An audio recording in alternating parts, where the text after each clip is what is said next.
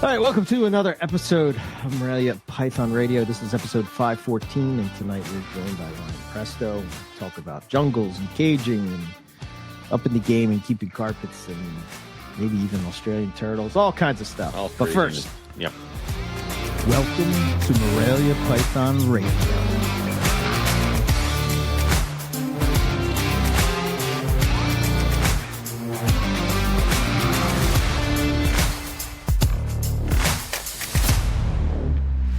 All right, let's get this going and get Ryan on here and knock this out. Hey Ryan, welcome to NPR. How you doing, man? Good. It's great to be on here with you guys. Yeah, I've been trying this out for a while, and it always seems like I don't know, something happens, some kind of situation. But here we are. Right. Cool. So, all good. So I guess we'll start with the first question that we ask everybody for their first time on here. What brought you to reptiles? What got you into it? Oh, just as a little kid, loving dinosaurs and Godzilla. I think that's pretty much common for everybody that gets in this. And what keeps you in reptiles? What gets you going? What jazzes you up?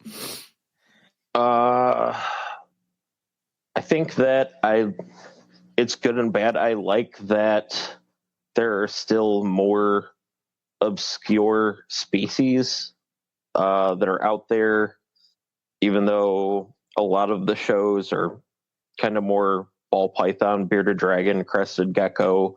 Every once in a while you find that gem when you walk around, and then you want to know more about it, and that leads down a rabbit hole. All right, so how many rabbit holes have you stumbled into? What's the collection look like? Oh, God. So right now, I have a whopping 3 carpet pythons.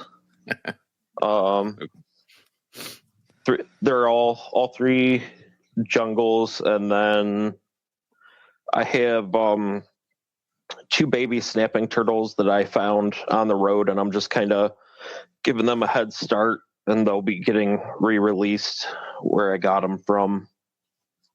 I just couldn't, stand to just be like, oh, best of luck on the road. Bye.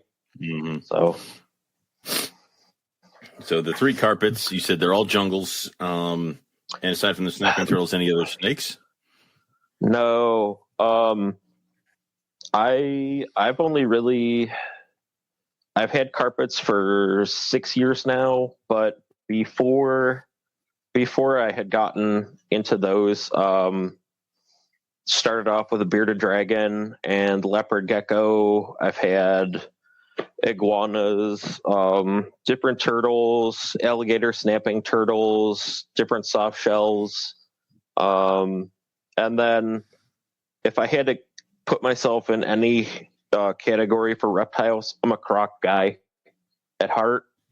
Okay. I've had American alligators, Cuvier's dwarf caiman, Schneider's dwarf caiman, spectacled caiman.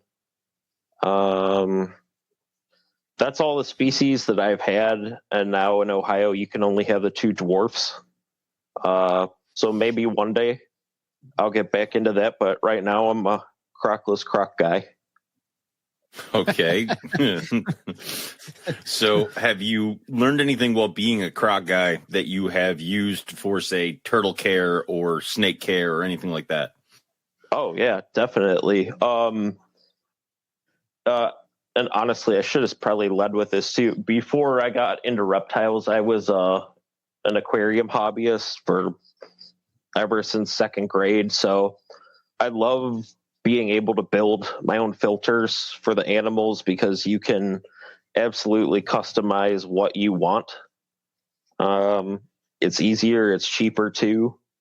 And then I think when you start out with something like fish, you watch them and you watch what they do, and what they do tells you what they need. And then pretty soon you notice them breeding and raising babies, and it just goes from there. Did being into aquatics lead you to into Crocs, or was it the other way around? I think the aquatics definitely led me into those. I had freshwater stingrays before I got the alligator, and then whenever I got him from a lady who wasn't taking care of him, it went all downhill from there. Mm-hmm. There's just something about them that is untouchable by any other species in my mind. Okay. Yeah. I think the idea of I mean, maybe I'm wrong, but when you came into the reptile hobby, it comes from the aquarium hobby. What were your thoughts? It seems like the aquarium hobby is way more advanced. You know what I mean? Like the aquarium hobby is so much more advanced than the reptile hobby with technology. And there's not really that much of a pressure on breeding. It's just building a piece of nature in your living room, and then that's it. And so, right. Yeah. So I remember reading different books, and they would talk about you have to bring your reptile down to this temperature, and before I was like, well, I don't understand how you do that. Like on an aquarium thermostat on a heater, you can just set it and forget it. But unless you had something constantly monitoring, that heat spot or that light, they're not going to hit it accurately. I've got the herp stats now. That's a game changer. It's a step in the right direction. Yeah. But I look at the reptile hobby, and it seems like everybody wants to reinvent the wheel. I think there's like 4 different missing companies out there already. Mm-hmm. You've got missing the Exoterra Monsoon and a couple others, and it's like what we really need. And I don't know if you got a chance to look at that Neptune Apex system. I did a little bit. What we really need, they designed that system. Okay. So you can take lights from other systems. You don't have to use Apex or Neptune lights for that. Okay. And it's still plug and play. And what I seriously think the best controller for this reptile hobby is going to be one that it picks the best out of all of these companies. Let's just say Arcadia for lighting and Miss King for misting. And it's able to plug and play integrate with all of those. Yeah. And if it doesn't have that in the beginning, you have modules that you can connect like the Apex does. I mean, the most popular Herpstat's the most popular because you don't need to worry about getting a Herpstat model heat system. You just, it can plug into a wall, it can plug into a Herpstat. So, technology is right there. So, and when I talk to them, because I wanted to see, do you guys recommend any lights for dimming to simulate sunrise, sunset? There wasn't anything that they recommended. And then I said, okay, well, you're coming out with these wireless or Wi-Fi Herpstats. Are you just going to make like a module that can plug into Herpstats we already have? Would be nice. And that way you have Wi-Fi. Yeah, no, from the last time I talked to them, this was a couple of years ago, they're not going to do that. You have to buy it with the Wi-Fi already on it. So yeah, I figured that was going to happen, which sucks. But well, yeah, I mean, I don't know. I get that business model, but at the same time, you have so many people that have that system that would like to adapt to Wi-Fi, right? And they're going to go get it somewhere else. So why not? I don't understand why you wouldn't want to send that module, because I would imagine that it's no different than if you buy something for your Apple Home or Google Home, or you know what I mean? Like if you're, like, am I wrong in thinking that way? No, I mean, and other companies are going to catch up on that, because it's like I told you about I bought the new set of acrylics for $200, and it's the same tiered acrylics that fit in the ARS stacks, and they were sold through Walmart through Chewy. They're really nice acrylics, and they close with magnets so that everything, like, once it's shut, there's no chance in hell a snake is opening that. So, and I don't have to worry about locks or all this other stuff. And it was $200. And I every time I check ARS's website, they're not making displays anymore. They're not doing this anymore. They're not doing that anymore. So it's like eventually something is going to come up that can do it cheap enough that you're going to start looking outside the normal reptile companies. Like some of these companies like Zilla and things like that are going to start dipping into this stuff. And it's only a matter of time before they have systems that do all the things that we want them to do. Are they? Do you guys? I just feel like I feel like I'm ignorant to it. Like, are they really going to advance that? I hope so, because that's how competition is the spice of life, baby. That's how everything moves forward. That's how prices drop and systems get more advanced and shit starts moving. It's because somebody over here does this and everybody realizes their sales have dropped, so they got to copy. And that's how that goes. Yeah. So I hope so. Yeah. I just feel like the person that's going to come out on top of this is going to be the company that has the controller that gives you the most options. You want to hook up lights that dim, we can do that. You want to, simulate sunset, sunrise. You want to have a fogging that simulates like the mist coming in off of the ocean. You can plug in a fogger. You want rain? Hook up a mister to it. You want breezes? Hook up some of those like micro USB fans to it. Mm-hmm. I mean, it's basically almost like a smart home system. Yeah. And I mean, it would be incredible if you went and were able to do that for each individual cage. Like, let's say you have your Papua New Guinea carpets, and that has to have more of a stable temperature, but you're going to give them more rain because they are more on the equator or something like that. Just an example.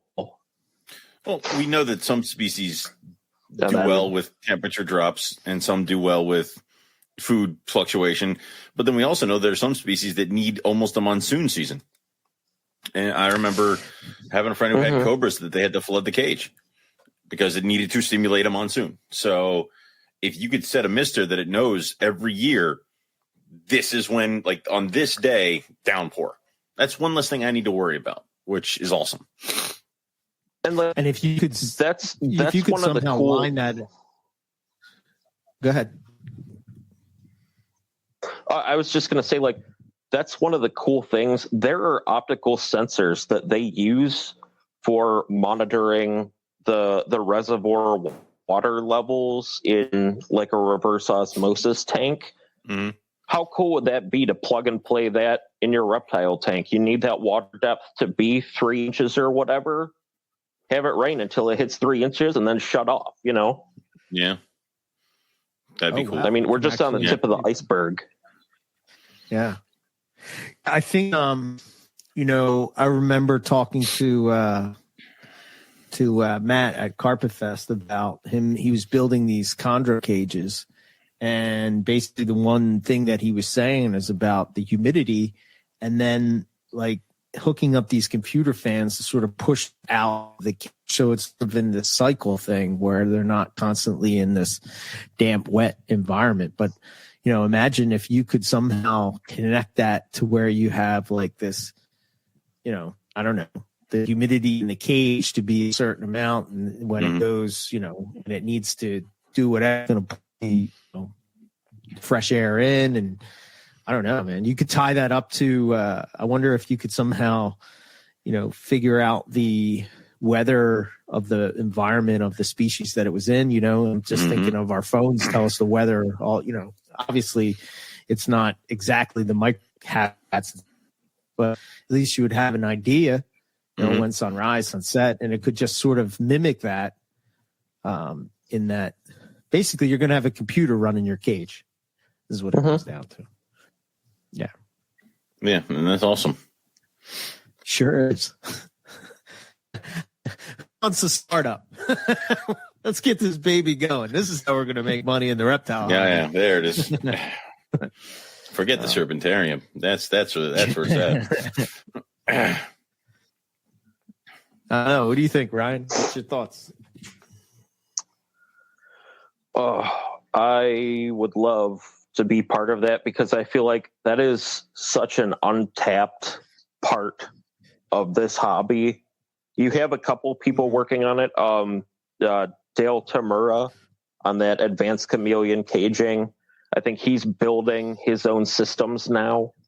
But yeah, I just feel like if you have the technology that can go simulate different wave systems, and whether you're at like the front of a drop off with water flow and can do like a lightning storm on the tank, like there's gotta be something out there. Just nobody sat down and hooked it all up yet. Well, when I was in Australia, Scott Eiper was showing me an app that he used. I want to say it was again for the aquarium hobby, but like it simulated moon phases and the lightning storms. It's what time of the day it was. Wow, that's cool. And the lighting would sort of change, and it was pretty neat. It's really neat. Was he able to hook up like a mister whenever it was lightning to simulate the rain? I couldn't remember if he had that or not. I know we talked about it, but I can't remember if he had that in. And he didn't have anything in the tank. It was just like a bioactive tank that he had set up. And basically, when it comes to bioactivity, he made a good point that a lot of people don't think. Well, maybe they do, but maybe the people that are coming from more of a simplistic approach don't think about it. I know I didn't think about it, but you should let your bioactivity run for a good while to sort of get the going,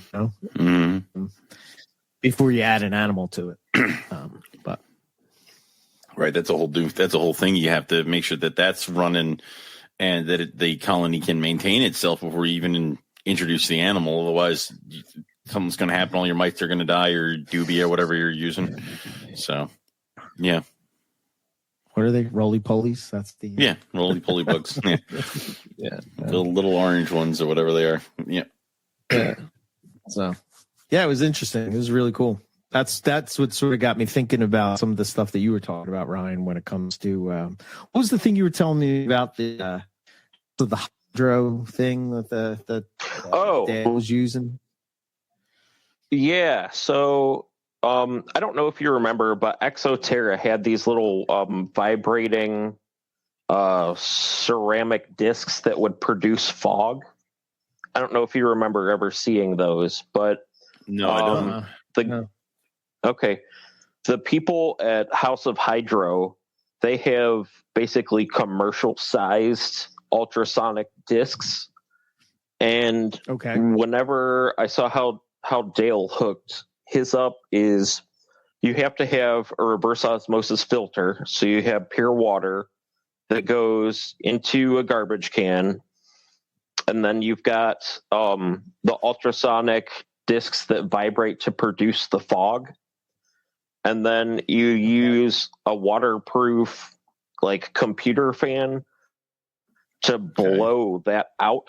And because it's in a fine like fog, it's going to stay in contact with the air a lot longer than like using a mister would. Okay. So that's going to raise your humidity. But then it got me to thinking, if I was going to do it for, let's say, snakes, I think what I would do is I would put a divider on the lid. I would have one set of ultrasonic discs for like fogging the room to get the humidity to a certain point. But then I would have another set of discs and a fan that blew into like a reduced down to a 1/2-inch PVC pipe.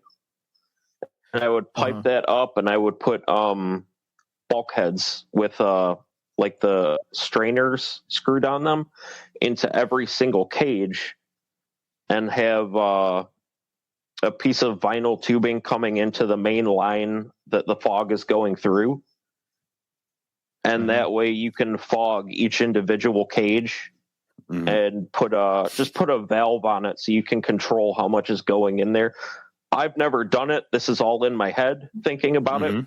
But I would think that it would work. The only thing is you have to make sure that the fog line is going to be lower than the line, than like the bulkheads with the strainers going in to the cages, because as that fog kind of collects inside the pipe, it's going to, be water in the bottom of the pipe, and you want that to be able to run back down into your water reservoir and not into your cages.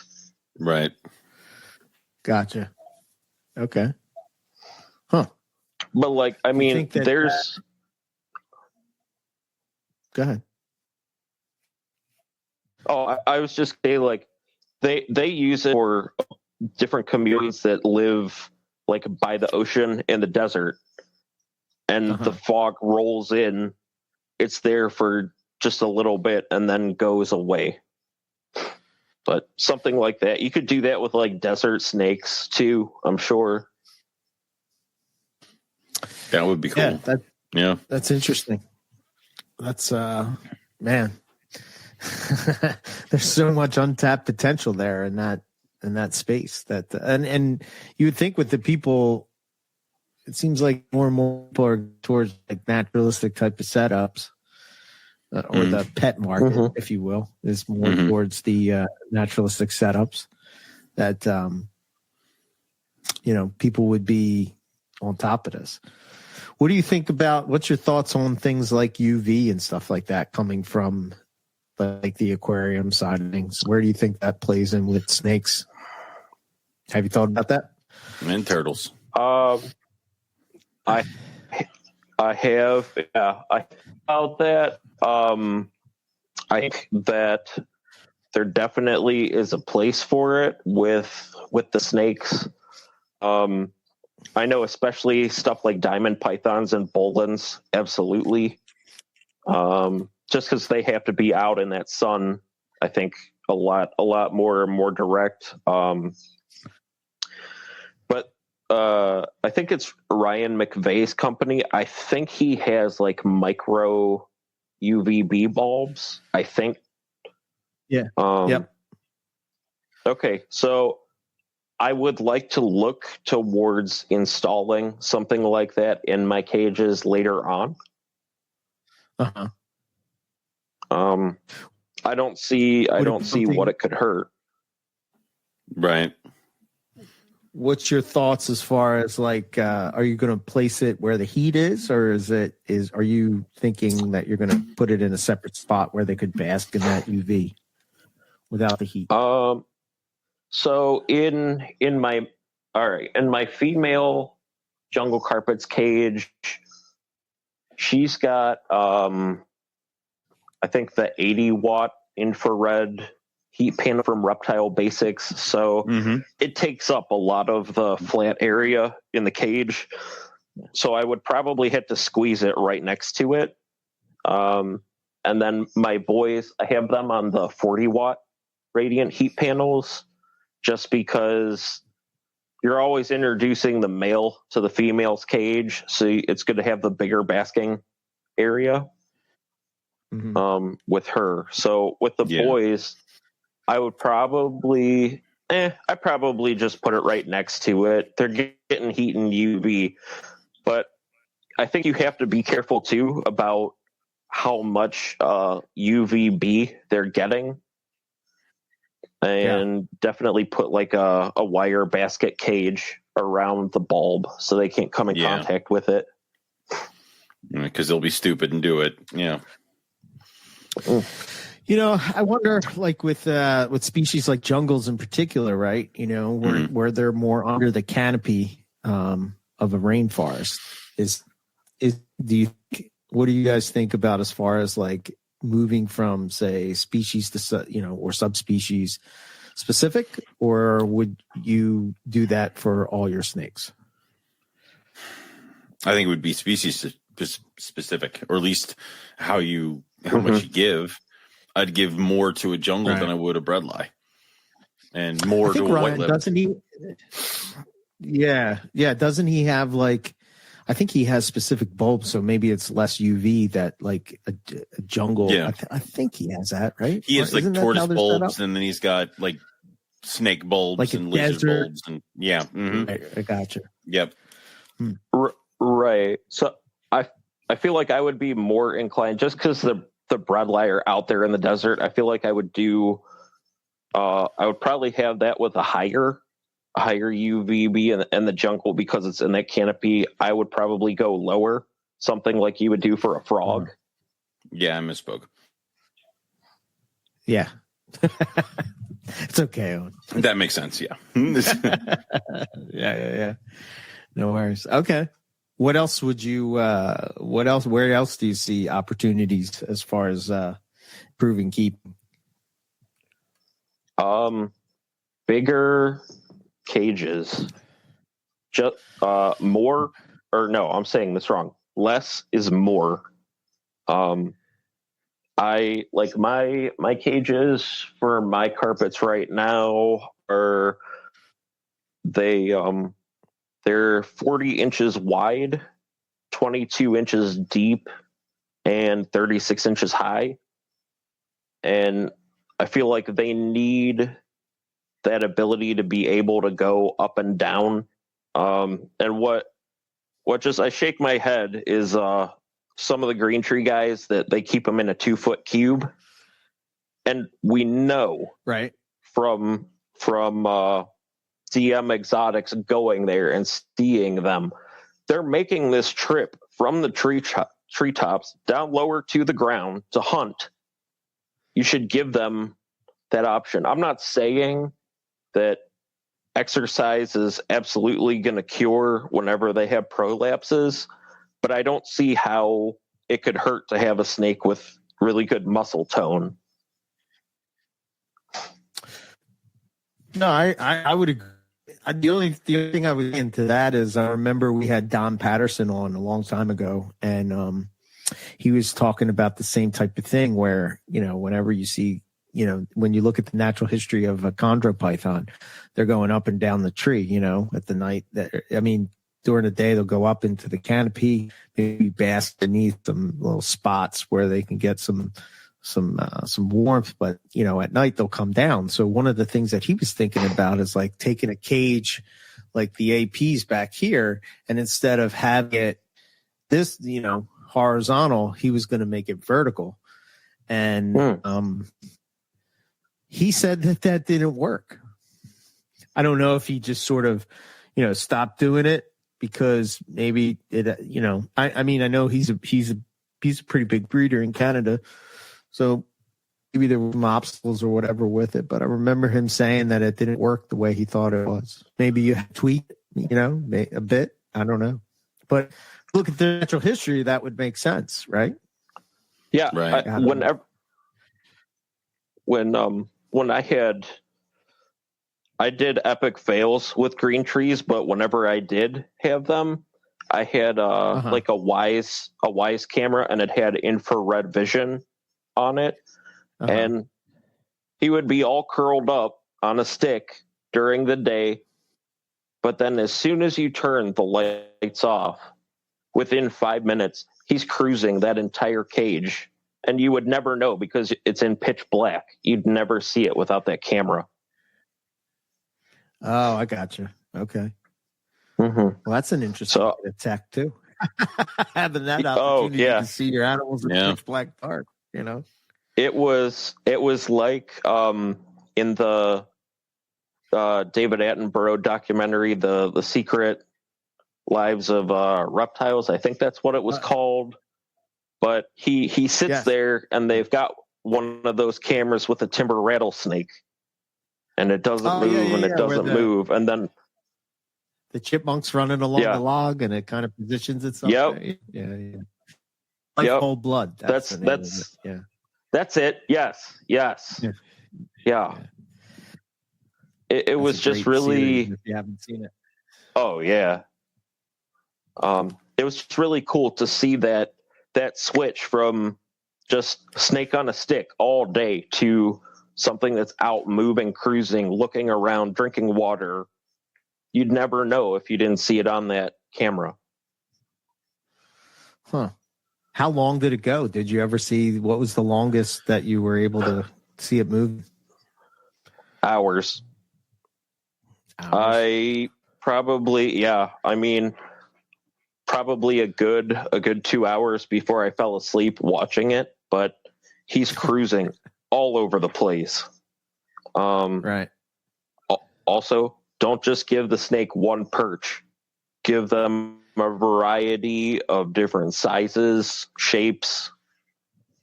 And this is just my opinion, but like when keeping birds, sometimes if you just have them all on the same size perch, it messes with their feet. Bumblefoot. I'm not saying that's going to happen. Yeah, I'm not saying that's going to happen exactly with your snake, but giving it the opportunity to grip different sizes, I think definitely would help. You know, I've said before, for keeping my snakes in racks for such a long time, I noticed that the prehensile nature of the tail seemed to be not as strong as, like as I remember. And I'm curious as I'm switching back to more caging, if it will change and it will become stronger, because I know it makes sense. Muscles in reptiles are different than muscles in humans, and I understand that. But I just wonder if it's the type of thing where it's something that if they're not really using it, is it, I mean, they evolve to have it. Can they evolve? I mean, great. It's not happening just in, Well, I mean, you don't use muscles, they will atrophy. That's true across everything. So maybe they won't use them, or maybe they'll just be out of shape and they'll fall off the perch a couple times, and it'll take a couple reps and moving and stuff like that, and then they'll get to it. So I think it really depends. Yeah. I would imagine that it just leads to better overall health, but I mean, we kind of talked about this when I put the stats on the cyclical stuff where they raise up and down, and that's year round. Is I don't just have a snake that sits in one place all the time waiting for the heat to turn on. They move, and that helps. Yeah. And it's the same thing with the whole varied diet drum that I keep hitting, where it's like, it can't hurt, so why not? Yeah, I think you're spot on with that, and I think that's really some of the reason why you've had such huge success is because you're. I mean, with not meaning breeding them as much as just having healthy clutches. I would imagine that varied diet. Yeah, you've had healthy clutches for sure. Almost two. What have you done? I know. I need to scale it back a little bit, but it's like the whole point is healthy baby. And that's what, if you're breeding, that's the whole point. So anything that could lead to healthy baby, you should try. And I'm still, like you saw, like the whole room's a mess because I'm in reconstruction and revamping and changing. Aren't we all? I want to put everything up on casters so I can get some LED lights in those cages because I'm tired of that I'm tired of that water python coming from my throat when I can't see her in the back of the cage. So yeah, I sent you the picture. I really like the one cage. Well, I think I don't know which one specific, but you sort of have a jungle doing the chondro type of pose. But I like how you have the branches set up. You have it. You really have like what I've seen of wild carpets sort of, do when they're in the trees.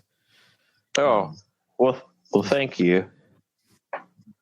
What are you putting them up with? Are you just securing them with screws, or what's your approach? So I take the branches and then I just measure to what they'll fit in the bin, and I measure diagonally when I can, and I try to make like an X out of the branches because carpets like that little bit more of support. And then I use, this is important for putting stuff in cages. Always use stainless steel. That way it won't rust. So I use stainless steel wood screws. And then I use a product, I think they're called screw caps, which basically there's like almost like a washer. The screw goes through the hole of the washer, and then there's a little cap on a piece of plastic that you pop over the top of the screw. That way it doesn't look like all these silver screw heads sticking out. It looks a lot more uniform. Okay. I like that. Small things help. Right. Yeah. It's just on a black cage, you're going to notice those silver dots. Yeah. And then there's no silver dots in Australia. What the heck? Please. I throw screws in my reptiles' cages. Like, I constantly litter in their cages. You're going to experience the wild, bitch. Broken glass, garbage. I put one of my snakes through one of those like Pepsi bottle like holder things and left him. Like, yeah. That's a joke, people. Please, God, don't do it. Jesus Christ. There's some dude with a breath like going, what? Like, don't do it. Like, yeah. Oh, man. All right, let's talk about some other tech for the reptile room. You said you had a bunch of like, thought. I know one of the things you were talking to me about was like automatic closing hinges on the snake room door. What was that? God, that would be awesome. Some asshole keeps leaving my cages open. Okay, well then you'll like this then. So I'm a union carpenter, and some of the job sites that I worked at were mental institutions, and it was important to have self-closing doors. But they also could not have like the normal pneumatic latch system, like at the top of the door, because they were worried about people hanging themselves. So their hinges, they're called Roton hinges. I think Roton hinges, and basically, it's a hinge, but it's got like a spring inside of it, and you set. No, I'm sorry. They're bomber hinges. It's BOMMER. And with those hinges, there's a spring inside of it, and there's a little set screw that you can set the tension of the spring. And you can literally just put those even on like regular doors inside your house. You might have to chisel out a little bit around, like trace the pattern of where it's going to be, but you literally can make your snake doors self-closing. The only thing is be very careful letting go of the hinge after you've twisted that tension spring up with that set screw, because if it snaps on your hand, it's going to hurt. Okay. Bomber commercial grade gravity. Yeah, these are really accessible. Kit. Yeah. And one other thing that I would just tell everybody to do, or if you can, whenever I get a snake room one day, I want to do it. I want to have like a double door catch system. That way, two barriers are better than one. Yes. Yeah. Wow. Okay. I was just putting up on the screen what the just Yep, and I think so. Those you can even get them to where they look like normal door hinges. That's what we used. They just have that spring in them. And then the other thing I was going to say is if I would like to have a grid ceiling in the snake room just to be able to access stuff if you need to, like piping, electrical.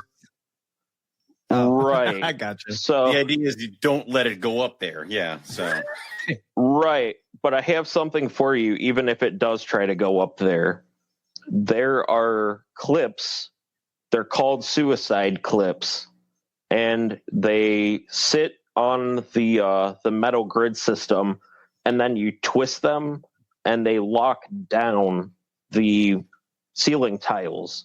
And you just start with the outside perimeter of the room, and you work your way inward so that the very center square in your ceiling is the only one that doesn't have those clips on it. So even if a snake pushes, he's, out of 100 tiles, he's got to find one in the center of the room in order to get up in the ceiling. Right. And so long as there's not anything to get up there, yeah. Right. Wouldn't it be my luck that they would go one like, oh, you walk in, that one tile off. It's like, oh, God damn it. And then you can't get up there to get it. Yeah. Yeah. Start pulling clips. Yeah. That's when you're breaking your ceiling, man. That's when you're just going to start ripping stuff down. Yeah. Most expensive snake in the collection, too. I guess you would want to run, like, if you could, you wouldn't have sweat type ceilings. You want to be able to run stuff through, like above, above this, in that space, right. Like I was thinking like electrical conduit up there, like they do in commercial construction, because you can always add on like a T and go down and put another plug in if you want to. Yeah. It gives you the ability to grow with your snake room instead of it's all got to be perfect the first time. Yeah. I know that feeling all too well. Yeah. That's a pretty good idea, was it you at your mom's house that had a snake go into the Yeah. It was my female IJ went up into the drop ceiling, and then that drop ceiling led to, I guess it was a small gap, and then there was outside, because I ended up finding her underneath the front step of my mom's place, curled up in a corner. So shit. Yeah. God, I didn't She made it outside. Yeah. That was terrifying. Yeah. So I really want to get to when we finally move into another place. I want ceilings that are so high that the snakes, like, good luck getting up there. Like, I don't want, I feel like we should do everything we can to be as responsible as possible, so that whenever somebody looks on YouTube and sees the person free handling the cobra, we can go, no, that's not us. We don't want any part of that. We do things by the book and correctly over here. Yeah. Yeah, that's a whole nother. That's a whole nother. Yeah, a whole nother can of worms. Yeah. I just think you are correct. Yeah.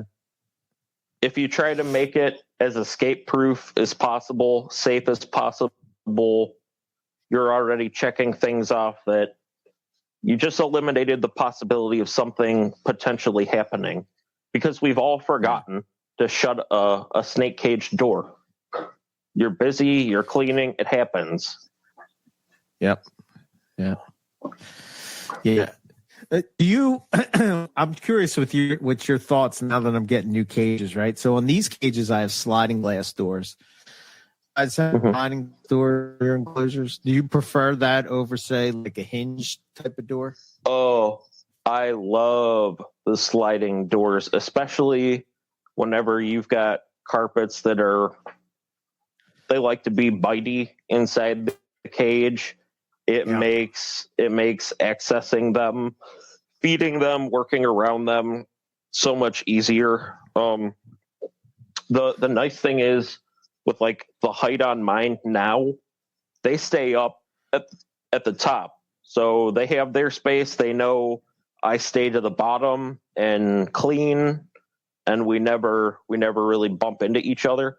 I only handle them usually maybe once a year. I'm pretty hands off with my animals. But like, it's great that you got the sliding doors. The Chondro guys can do it. Like I know Gary Shavino, his cage is open down. They work for him. Yeah. I just feel like sliding is better. The only thing that I would change is I hate glass.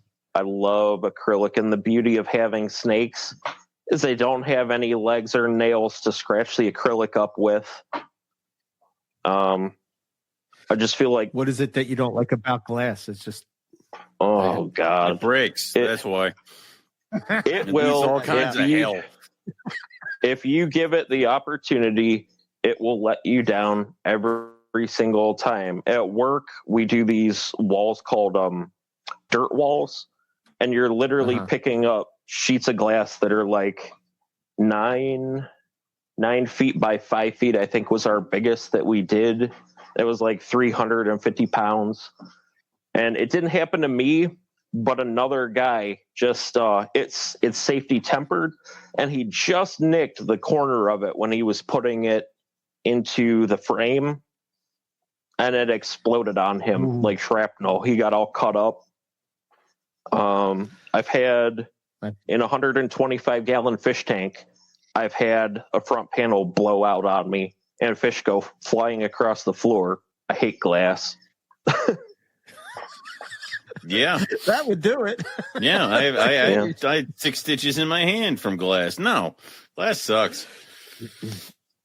Do you have all acrylic And, going? Apparently. I am slowly phasing out the glass, but I Gotcha. am going to redo my wood cages to have drop down cages, because that's what originally Keith had designed.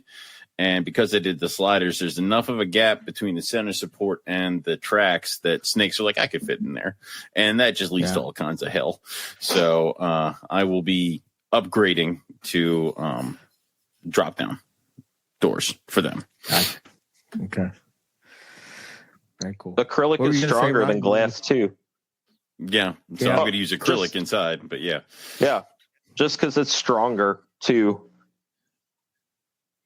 Yeah, and you can get it. I have a circular saw blade that can cut acrylic. So, I mean, you can do that too, where you can cut it to shape and all the other fun stuff, and it doesn't come out sharp enough to slice you open. So, right. Yeah, I mean, I guess with those, no nails or anything like that to scratch it up. I mean, obviously you wouldn't want a monitor in there, but no, I mean, I have that one cage where a friend put a Savannah monitor in there for like 5 seconds, like when we were like at lunch or something like that, and he just checked it in there, and it's frosted glass now because all it did was just scratch the acrylic, the 2 windows, which is good. I put my feistier snakes in it, and it's fine. They can't see me that well. It works. You could buff it out if you want. It takes time, effort. Ain't nobody got time for that. I don't know how you have time for anything, Owen. I don't. You've seen what's going on downstairs. I'm like, oh no, what have we done? I showed you everything. I showed you everything. I said, this is what Rob Stone meant by having a small collection that seems big, right? And you're like, no, no, not at all. Where do you see your collection growing, Ryan? Do you see yourself continuing to grow, or where do you see yourself? Yeah. So jungles will always be at my heart for Morelia. I definitely want Darwin carpet pythons again. Like an idiot, whenever I was working out of town a lot, I went and sold my pair. So I definitely need some of those, and children's pythons. I want to get some of those. Those are the absolute musts. And the other 2, they're on the wish list, but they're so expensive right now, is rough scale pythons and pygmy pythons. They're just out of my budget right now. What is it about children's pythons that, like, it's absolute must that you have them?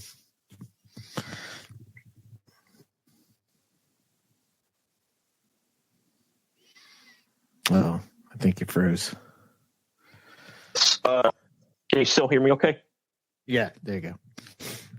Okay. Yeah. It decided that it must try to eat me. So what it did was it got to the front of my pinky, and it kind of worked its way down to the first digit. That's as far as it could go, I think. And so basically I had a snake finger puppet for a couple of minutes. Okay. And I don't know. I like that attitude. Oh yeah, I can eat that, no problem. Yeah. And they catch bats too, I think, which is really, really cool. Yeah. Well, we went on our last trip. We went up to a bunch of caves. I'm trying to blank on the name of the caves at the moment, but I will remember momentarily. Anyway, that's not the important part. It was spotted pythons that we were going to check out that sort of hang up in that area as they come at the caves. It was different than what I thought, but I can tell you, man, the temperature in that cave was just crazy cold compared to, it's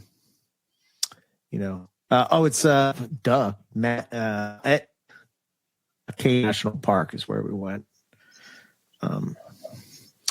I'll show you something real quick. Okay. I bet those bats show up like nothing else in that cold cave using their heat pits. Yeah. I would. It's just cold air. It's almost like air conditioning. It was really wild. Yeah, it was really. Oh wow. Really kind of crazy. So, but yeah, all in that. It was. It was just like granny drops. Yeah, and just sort of there, sitting there waiting. Yeah, that was a really cool spot. But yeah, I don't know. I would imagine that Antaresia, just in general, probably do that. But I know in that area it was the spotted pythons. I would imagine up in the Northern Territory where it's all the children's pythons, you could definitely see them hanging out by caves. I mean, that's where the Owen Pelly came out of, was just a crack in a cave, So and I think that's the only shelter. The area is so harsh and hazardous up there. I think that's the only shelter is to go into a cave or underground. Hide somewhere. Yeah. I remember Planet Earth being a spotted python, but it's weird. I think it's one of those doppelganger things where it actually was some type of boa that was really on that series. Mm-hmm. Some West Indian boa that did it, but I do know that carpets do it. I would imagine a whole bunch of different snakes do it. Retics do it too, right? Yeah, hang out in caves. Yeah. So. Oh yeah, I mean there was that. Who was that guy who went into the retic cave and got like bit in like waist deep bat guano? Thank you. Okay, yeah. See, he was retics going cave. I feel like he overplayed that a bit. Of course he did. Yeah.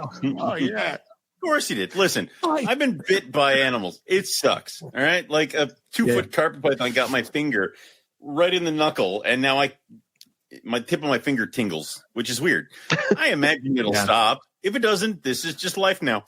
But screaming. I mean, it is a bit of a serious situation. It is. You haven't been cut by a relatively large python. Goddamn place in the world to have an open wound. Out of all oh my god, probably not. The amount of shots they had to give him when he got back to camp must have been ridiculous.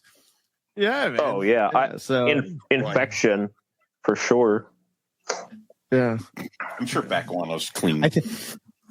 It's just funny to me how out of touch we are with nature itself, and like just the whole idea of that we sort of like look at as like no big deal which, thousands of years ago would have meant life or death. You know what I mean? Like, I'm just thinking of like even just a storm, like, you know what I mean? Just like a lightning storm. We just go inside like, what are you whining about? No big deal. I don't know. Just in this there's a lot of stuff right now where, I mean, there's a lot of stuff I think we could have learned at a certain time, but that time is so like past now.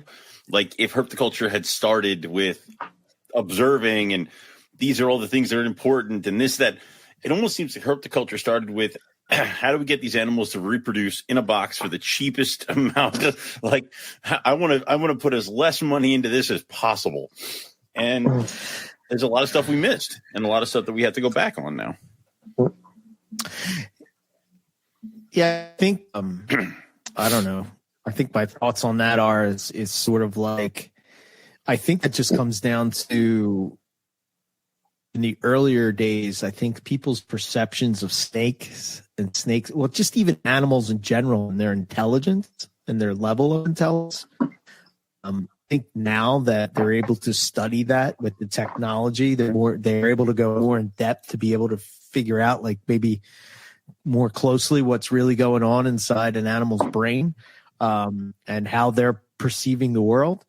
And maybe now that we're realizing that maybe snakes are as stupid as we perceive. I mean, Owen, you've come up in that vein where they're just dumb. The excuse used to be like if you kept them in any kind of like just simplistic, especially for pythons. They don't need it. Because they're just ambush predators, right? They're just waiting. They don't really need this, blah, blah, blah, blah, blah. Yeah. Do they? Do they not? I don't know. But it seems like the snake world is the last holdout of. It's the last one to move the ball forward a little bit. It's like how was it? I put in the tunnels and somebody's like, "Do you have to show them how to use it?" No, they got it. Like, pretty sure they know how to go through a hole. Yeah. I guess with aquarium, was there a time when aquarium keeping was like that, Ryan? Yeah, in the very, very beginning, you had like simple filters and stuff, like just a box filter with some like pillow stuffing or whatever it is. But I feel like people have always wanted to create that underwater environment just because it's so foreign to us as a land creature. And a lot of stuff too is those fish that they would be getting. I mean, in the very, very early times, like Victorian era and stuff, they were not considered disposable like a lot of reptiles were. Like, if this dies, we'll just go out and catch another one. No, you have to go get a steamship, get that steamship and the collector back over into the country where you got it from, or in an airplane or whatever. But it was, I just think people want that piece of nature in their home. And right. It just seems like we didn't take that extra step of making the nature. We just snake in a box, good enough. The snake is nature.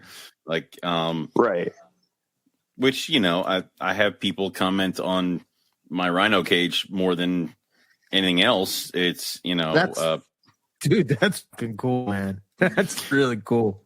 People like that over, like, I can have the most gorgeous python in a bin. I do. I have Timors in a bin.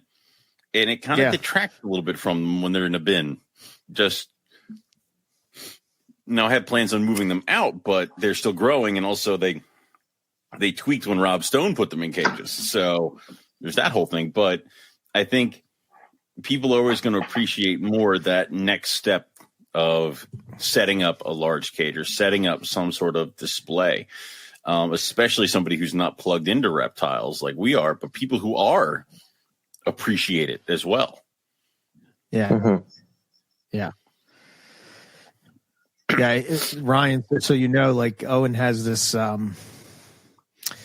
want to call it like an octagon type of cage. It's an octagon. Like if you went to PetSmart maybe back in the day where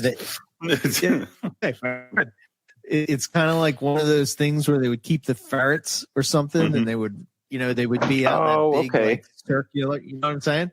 Yeah. So he has that, and that's his rhino cage, and he has like this natural background that he built across the back of it, and there's all kind of like built a tree out of a cork tube, and plants and bamboo, all kinds of shit. And then a plastic ceiling hide just kind of over there. couldn't judge that up a little bit, but yeah. Well, and whatever they like it doesn't matter. Yeah. But they are such an arboreal species. I rarely ever see them on the ground. Rarely. I feel like that there's another part of the reptile hobby too that I feel like it's a lot more prevalent than in the aquarium hobby, and that's you have people who they keep it because it's rare, but they don't really like it. I guess there's two kinds of people. Eric, you love your popwin carpet pythons because you love them. It doesn't matter if they were worth $10,000 a piece or you were picking them up off the sidewalk. It doesn't matter. You love them because you love them. And there are people who they have to have a Boelen's python. Well, why do you need a Boelen's python? Because it's rare. That's the only reason you need it, is because it's rare. And to get followers on social media. And I think you're always chasing the next new thing when you have that kind of mentality. Because what happens with stuff that's rare, one of two things, I think. It either gets bred so it becomes more and more common, or it all just dies off. Right. Yeah, I think I've been guilty of that. Want it just because of what it is. And to be honest, talking with people, I brought my white lips to Hamburg, and I had more and more people saying that they were really cool and they really kind of wanted one. And I'm like, cool. How many snakes you have? You ever had white lips? Oh, no. I have like a ball python. I'm like, please, no. Like, please don't buy this animal. Like, it was, and that's just the way it is. You have a responsibility to have some rare species. Two, I almost feel like you have some of a responsibility to, one, keep it alive, and two, possibly breed it so that others can. So you can help out with the projects that other people have. Like, I know I'm sending a girl over to Ryan Young to diversify his bloodlines. And that's but my female's wild caught. You love those white lip pythons, though. I've heard you for years talk about them. They are the bane of my existence, yes. The lovely bane of my existence. Yeah, it's not like suddenly you posted a picture of one and got 10,000 followers on social media. You love them because they're awesome. People in herpetoculture will sometimes work with an animal they absolutely despise because they feel there is no money in the animals or it's too hard working for the animals that they like. I remember buying, I went over to some guy, a friend of a friend who had reptiles. He did a ton of bearded dragons and ball pythons. He was at a show. He did a ton of bearded dragons, and I didn't sell any of my little carpet pythons, but he sold a ton of his bearded dragons. And he told me that his real love is emerald tree boas and Amazon tree boas, but that there was no money in that, so he has to do the bearded dragons. I'm like, there's money in those. Like, what are you talking about? But the problem is you have to spend the money, and they're a little bit harder. So I remember vividly because a couple months down the road, a friend took me to a guy's place that was getting out, and he was selling all his racks and cages, and it was this guy who said there was just no money in it. So, yeah. If you keep what you love, you'll never get bored with it. Yep. Yeah. I mean, you're absolutely right. I think I don't know. I think that people, at least for me, I can say for me, I felt like I had to have certain things even though I didn't want them. And I think that's like the biggest thing that I learned about like not wanting to be a full-time breeder is that, I was just listening to Ron St. Pierre on Lizard Brain Radio the other day, and he was talking about basically like sometimes when you're doing it for a living, you have to you have to work with species that sort of is not necessarily your passion. You have to still pay the bills and pay, the overhead and all that kind of stuff that comes along with it. Mm-hmm. It's sometimes a thing. Or I mean, I think of when we had Eugene Bissett back on in the day, and the amount of snakes that he's breeding, and his love was Burmese pythons. Yeah, but he breeded Burmese pythons. So it's like you're not doing what you're buying Burmese pythons. But yeah, I get that. Yeah, not only that, he's not at us from a pet standpoint. They're not necessarily the best pets, but however, if you're big time into snakes, it may be, I'll always love Burmese pythons, but I'll never keep one again. You saw my retic the other day, and I'm like, this thing keeps growing. It's like, oh shit, dude. Yeah, that's the big. Yeah, that's a big snake. Okay. You said you children's, Darwin's. Is that sort of where you and pygmies, but they're sort of out of your price. If maybe one day I'll produce them and I'll send you some. Oh my God, that would be unbelievable. Like, they're the smallest python in the world. How cool is that? Yeah, it's crazy how small they are. I just got a pair not too long ago from Dr. Julander, and yeah, they're beautiful, beautiful, beautiful snakes. But I'm going to break the damn things. So small. Yeah, they're like that big. Like you're like, wait a minute, wait, what? Oh my goodness! Wow. Go ahead. Oh, I was just gonna say, if I could do a New Guinea room or a Papua New Guinea room, I would love to do the IJ or the Papuan carpet pythons, and then I would love to try green trees at least one more time, because that's the only animal I've ever been whipped by twice, and it irritates me. Me too. And then the other snake that really gets me excited, but it's not. I just worry about possibly introducing something to make the carpet python sick. Is the Candoya asper, the blackbird boa? I think those have a ton of potential. It looks venomous. It's not venomous. It comes in different colors right now. You can get more reddish ones or more brown, or I think more yellow. But could you imagine like line breeding those, and they stay small, so it has pet potential? Yeah, I just worry about introducing something to the snakes. Gotcha.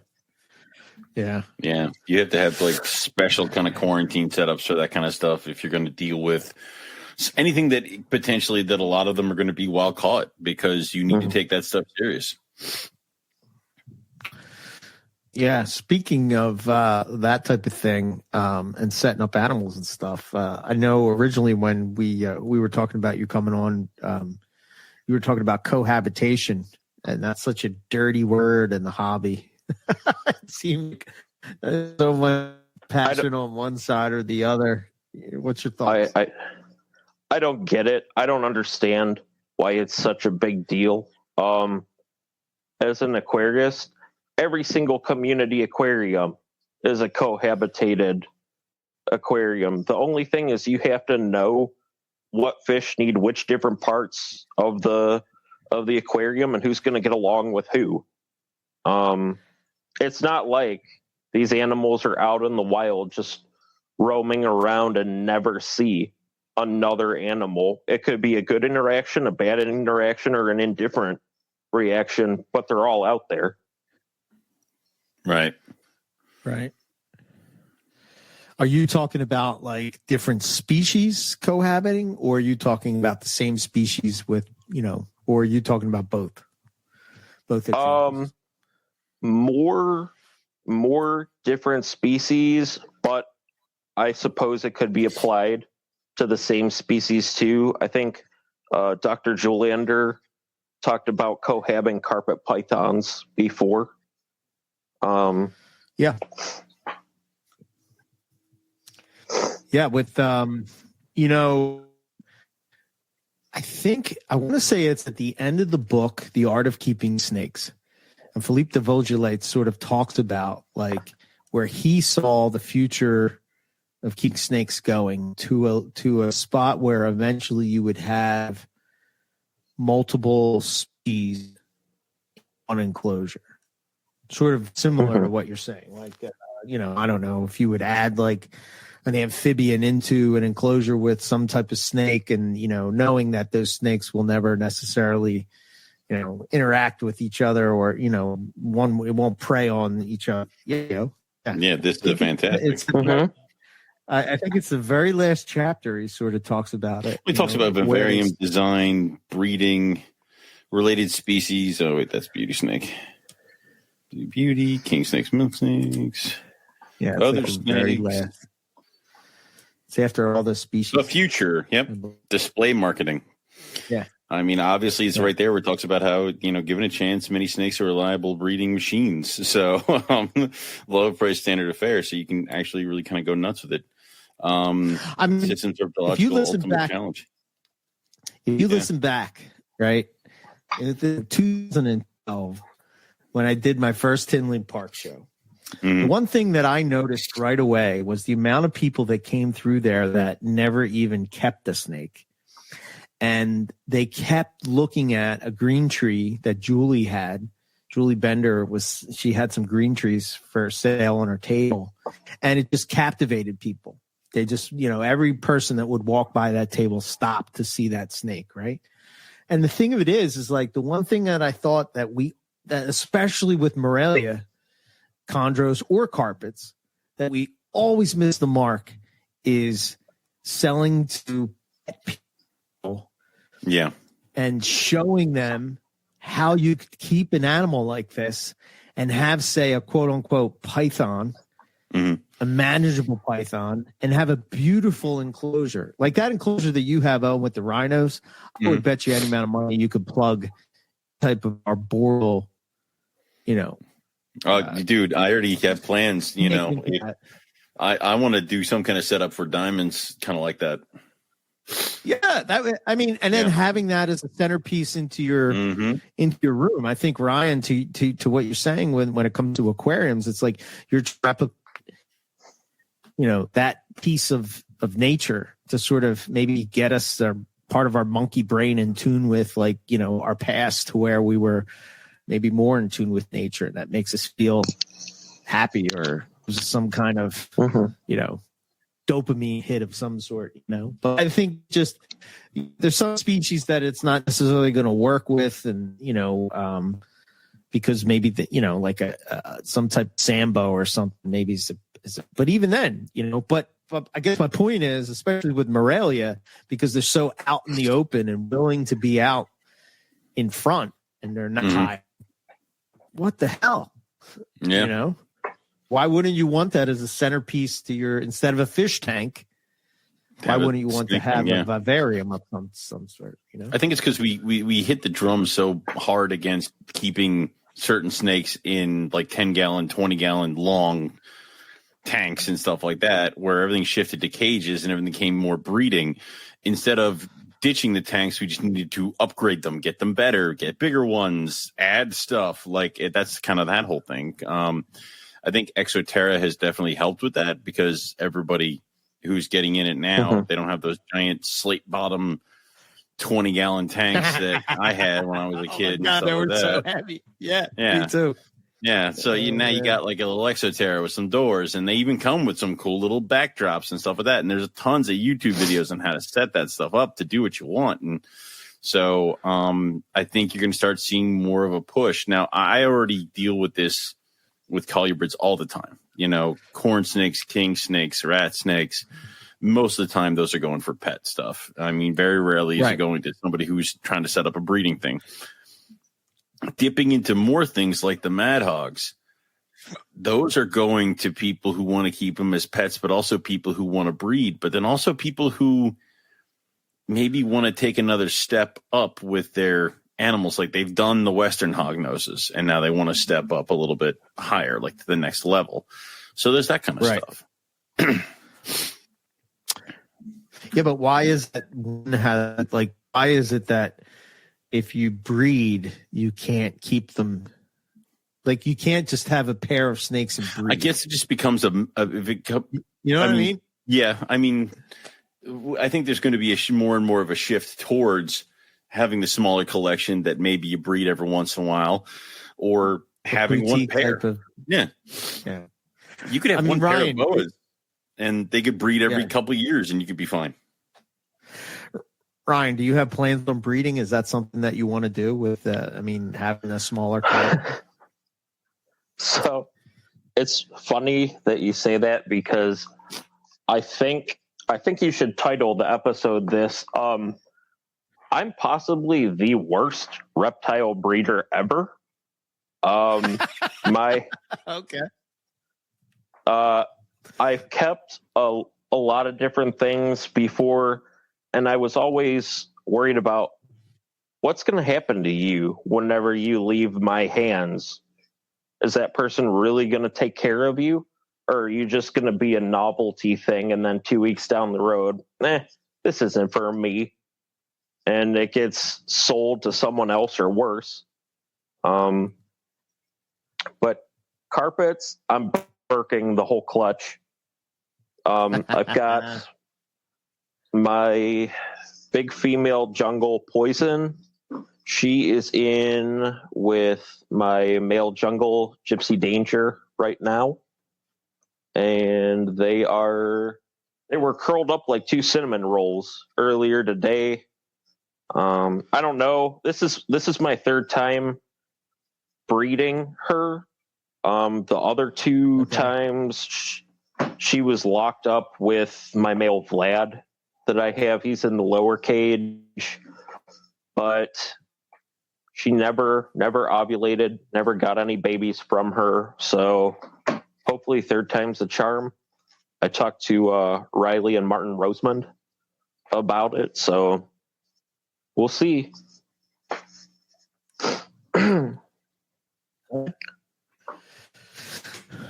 Yeah, I don't know. I think I think that when I was coming back into reptiles, so when I guess my first experience with reptiles was really just about keeping reptiles, right? It never really was about breeding at that point. But the second go around that I had when I came back in, everything was focused was around breeding. And I think that the idea is that, it's the thing we all dream of, being able to just work with snakes and not, go to our 9 to 5 every day. The assumption is now that you're going to buy the animal to breed it. And it's the rarer case where it's like, are you just keeping this as a pet? I literally sold. I remember the last time I had granites, I was talking to this couple and I was talking about breeding, and they were like, no, we don't want to breed. We just want her as a pet. I'm like, oh, and they bought her. So. Yeah. I don't know. I don't know. I think we have a lot of opportunities to have more people be into reptiles, or just even, having them as a pet. You can go on a trip and have to worry about it. With the technology today, you could be in Hawaii and, see what your reptile room is doing. And, if the lights don't turn off or whatever, you can turn them off as long as you're near Wi-Fi, and you know what I mean? You're good to go, So, but I don't know. Yeah, I got that little switch bot, so now my one room turns itself on and off now. So, yes. Yeah, I mean, there's I sort of geek out about the technology of stuff. Speaking of, we've never talked about turtles on the show, but you had brought up, Australian turtles like snake neck turtles and the pink bellies, side neck turtles. Why that they're not popular with everybody being so into Australian reptiles. Have you worked with them? Do you want to work with them? What's your thoughts with that whole deal? Yeah. So before we start on that, I'll just say real quick, you can keep white tree frogs with jungle carpets. I've done it. I've seen the zoo keep white tree frogs with green tree pythons. So you can do that. Yeah, it's funny to see the frog sitting on top of the snake, and the snake's just like, whatever. That's cool. But as far as the turtles, I remember being a little boy and going to the National Zoo down in Washington, and I remember just watching the snake neck turtles swim around, and God, they're just like the most alien thing that they shouldn't be there, but they are. How they're put together. That's just such a strange looking thing. So I have a weakness for them. I would like to work with those. Yeah. Oh my goodness, the pink belly side necks. I like those. They're common, but I like them because they're so colorful. Right.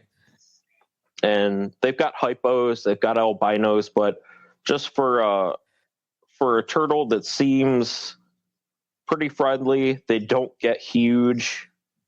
I like those.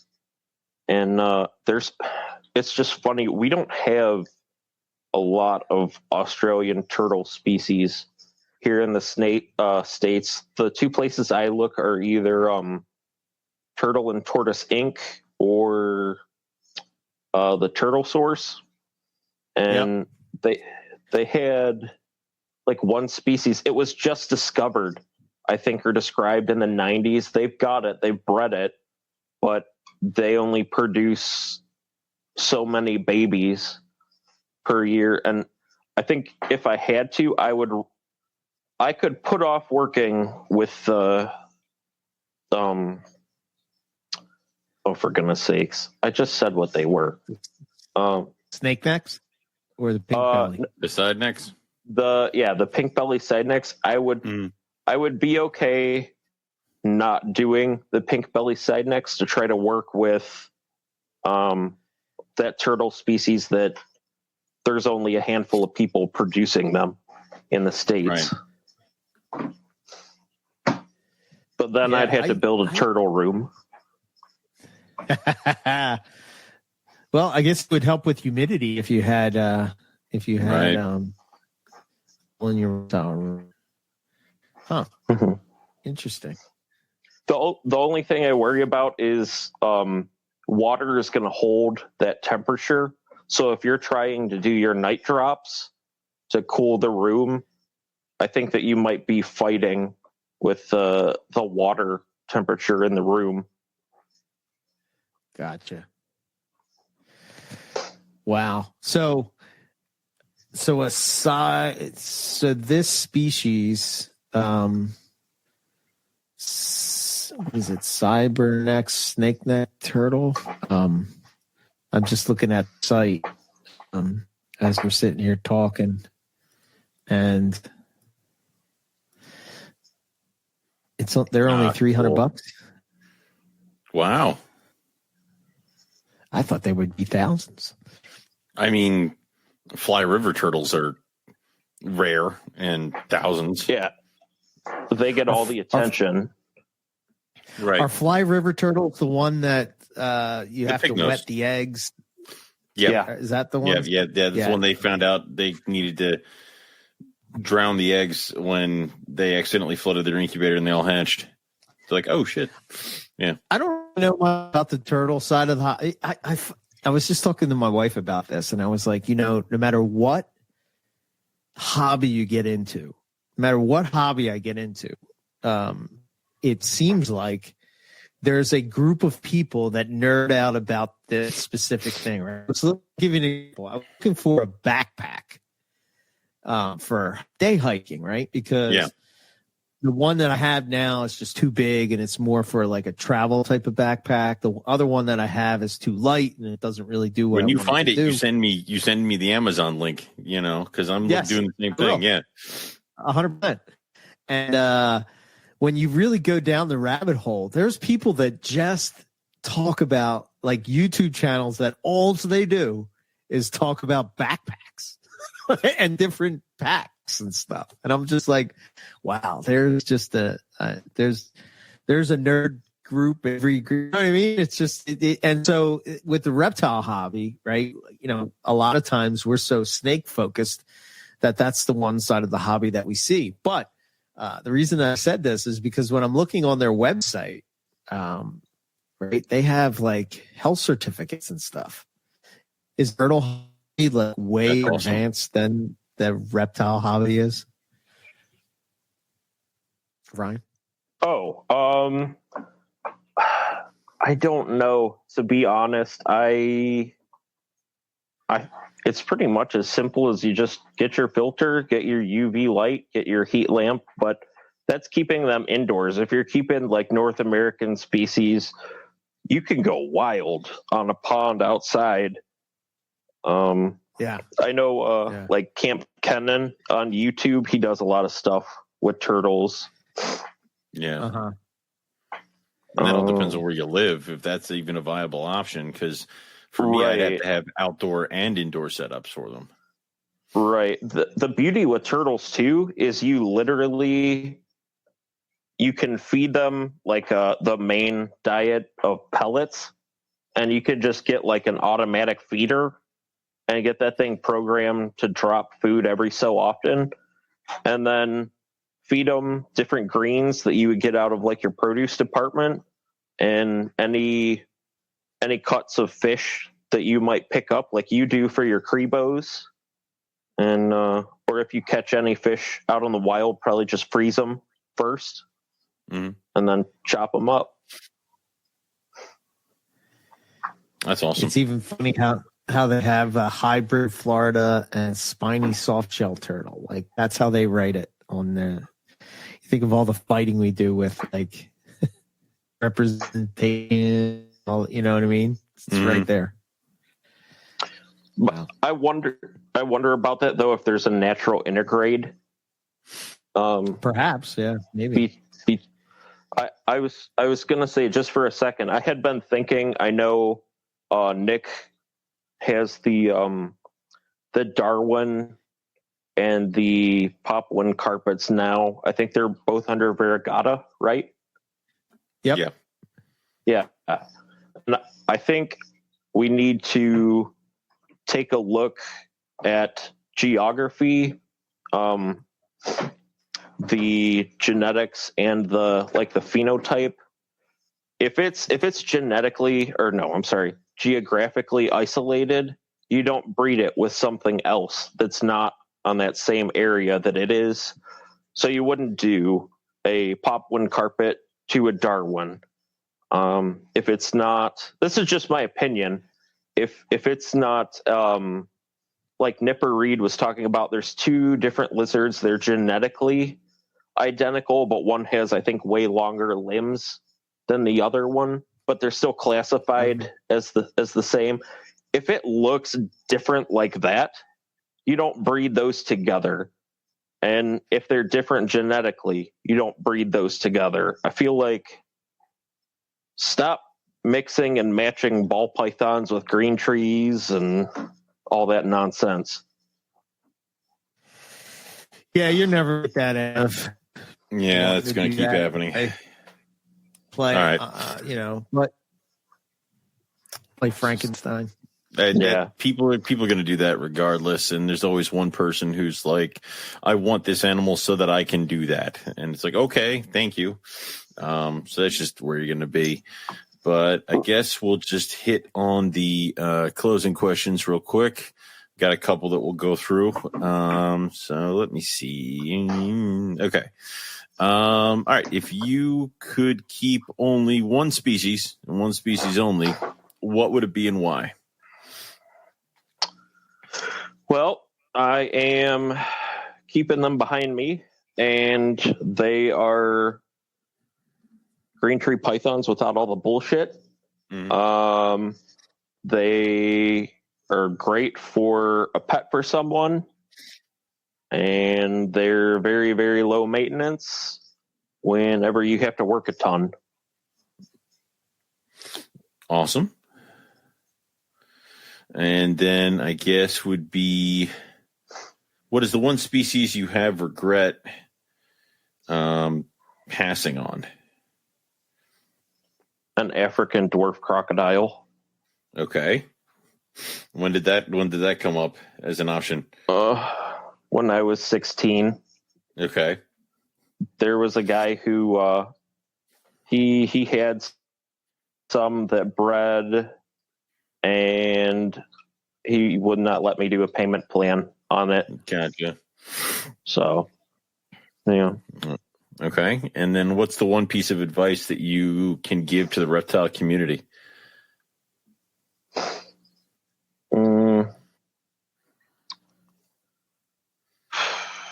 Less is more. Okay. Smaller collection is easier to feed. You want to know each and every single animal and what its behavior is like, so that at an instant when it's not acting right, you can be, hey, this needs to go to the vet. Something's wrong. Stuff like that. Cool. And I guess the last one would be, what is your coolest reptile moment that you've had in the hobby, whether it was breeding, keeping, or herping?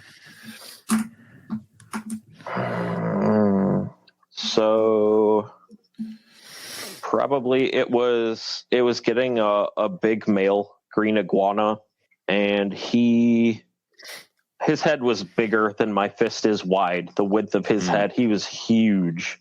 Mm-hmm. And gradually he let me work with him. The person that I got him from, he had an abscess on top of his jaw, and basically over time he let me work with him enough to be able to get that abscess to drain.